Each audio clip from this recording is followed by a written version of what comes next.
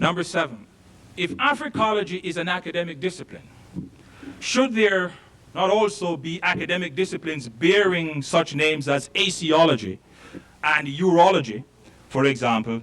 For it seems that Africology is a continent-based discipline. This is a particularly contentious one. Well, in response, Africology represents the relocation of Africa archetypally as the wellspring of human life and civilization. As such, Africology stands prior to philosophy as philosophy is constructed by the Greeks.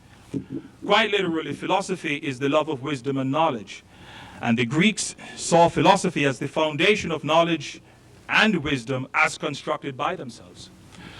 In a very real sense, then, by subject matter, Africology predates philosophy as it is constructed by the Greeks and becomes the foundation discipline from which all other disciplines emerge in the West. And so, archetypally, there is no one-to-one correspondence between the subject matter of Africology and the subject matter of Asiology or Urology in relation to the foundations of human life and human civilization. Second, just as philosophy today as an academic discipline does not try to cover every branch of human knowledge and understanding, so too Africology limits its scope by focusing primarily on the life histories and the life prospects of Africans and their descent since roughly 5000 BC. And just as political science, which Aristotle called the master science, is organized around fields such as political theory, comparative politics, international relations, and public administration and public policy, in like manner, Africology is organized increasingly around fields such as Africological theory, and Professor Asante will be talking about Africological theory in about 10 minutes, cultural Africology, comparative Africology, and African diaspora societies and civilizations. And finally, then, in regard to this particular matter, the question of Africology as a continent-based discipline is thus designed less to tease out the substance of Africology as an academic discipline, and more to construct Africology pejoratively in the context of polemics concerning its purported non-disciplinary status. Number 8 in my sequencing.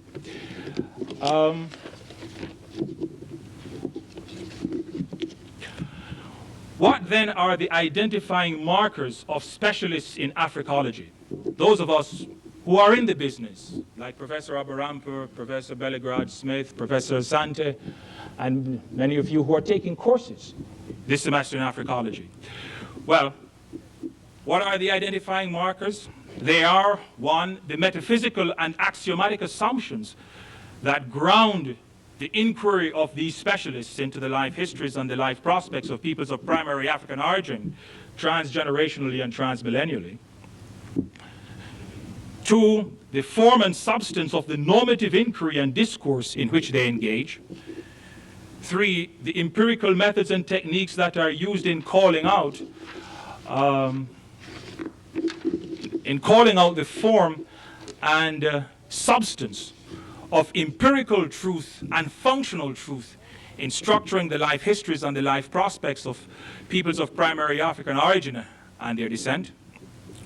4, the ceaseless activity pertaining to the emergence of paradigms through recovery, discovery, and reconstruction of ideas and artifacts which order and guide conduct and behavior that affect the interests and good and the well-being of peoples of primary African origin.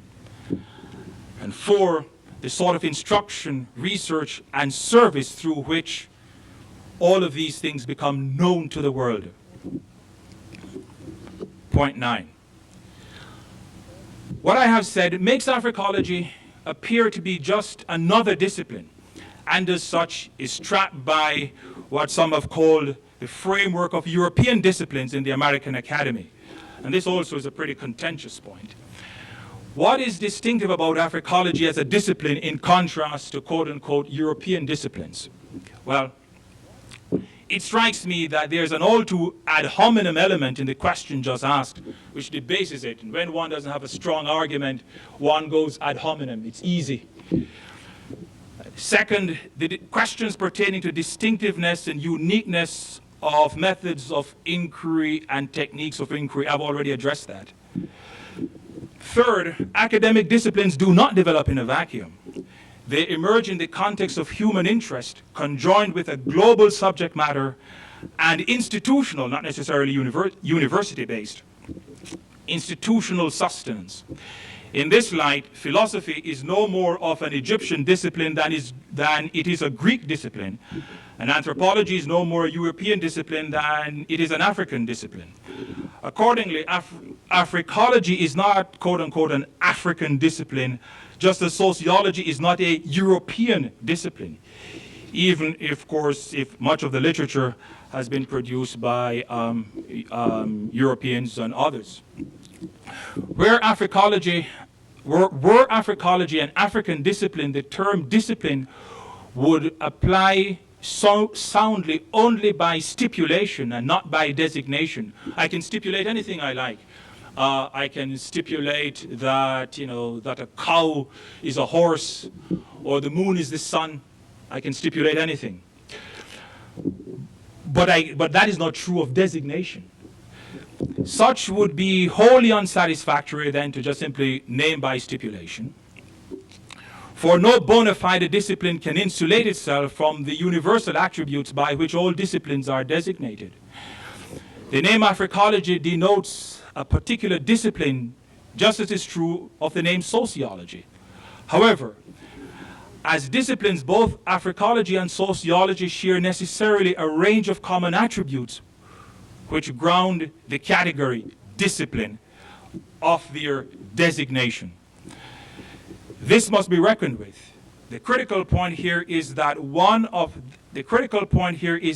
as one of the conjurers of disciplines in the American Academy, Africology, the name is not yet a commonplace, is open to the same sorts of attack and defense on disciplinary grounds, not on pejorative and polemical grounds, as all other disciplines. It is thus plain nonsense both literal and logical, to imply that Africology should be grounded in some purported distinction between European disciplines and non-European disciplines. Number 10.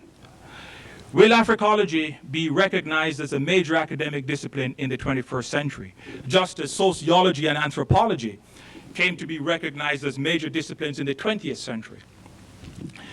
The logic of both culture and political economy in the United States, as well as globally, forecast an unequivocal yes to that question. The establishment of the first PhD program in African-American studies, Africology, at Temple University is without doubt the single most important institutionally based development in this century in relation to the global recognition of Africology as an academic discipline. Before the end of this century, and for the first time, graduate students with PhDs who have been educated, trained in the discipline of Africology will become available to join the faculties of departments of Afro-American studies, Black studies, of course, hopefully by then departments of Africology, and in point of fact, they have already begun to join such departments. The disciplinary and historical significance of teachers, researchers in Africology having done their doctoral and postdoctoral work in the discipline of their specialization can in no wise be overstated. A great, indeed onerous, but nonetheless transgenerationally rewarding responsibility thus falls on each of all of the participants in the PhD program at Temple University. And I don't say this to flatter Professor Asante. This is something I have long believed, and it stands quite independently of him. It is an institutional point, even though, of course, he gets much of the praise and the gratitude for what has been happening at Temple. The success of the PhD program at Temple will in no doubt accelerate the global recognition of Africology in the 21st century, but it will not determine it. Failure at Temple will not necessarily confute the forecast that I have made concerning the standing of Africology as a discipline in the 21st century. However, failure at Temple, of course, could retard the speed with which that process occurs through the 21st century. The emergence of Africology to its full stature in the 21st century should have a salutary effect on the interest, good, and well-being of peoples of primary African origin and their descent. Finally, number 11. The conception of Africology as an academic discipline is an extremely modern one, but it is modern only in the sense that the formal structures, that is to say departments, programs, and so on and so forth, that sustain it in the American Academy are barely a generation old. Whereas the subject matter it scrutinizes covers millennia. And here one is reminded of John Stuart Mill's observation in volume 1 of his Principles of Political Economy, that, and Mill says, talking about political economy, he says, the conception of political economy as a branch of science is extremely modern, but the subject with which it inquires, but the subject with which its inquiries are conversant has in all ages necessarily constituted one of the chief practical interests of mankind. This is Mill's Principles of Political Economy, published republished in 1899, of course, first published in 1848. The Principles of Political Economy, or just as the name political economy was still modern at the end of the 19th century, though its subject matter covers millennia, so too the name Africology is quite modern at the end of the 20th century, though its subject matter also covers millennia. The significance of this point lies at the very heart of El-Hajj Malik El-Shabazi's observation that, and I quote him, global, that is to say, global in both space and time, global thinking, close quotation marks, constitutes the key to ideas and activities which hold out the promise of the reconciliation of the races, as well as fostering the interest, good, and well-being of peoples of primary African origin and their descent. As is true of all disciplines, Africology is marked by global thinking, and so it is one's hope, indeed one's conviction, that what I have said will indeed have institutional standing long before the 21st century comes to this date. Thank you.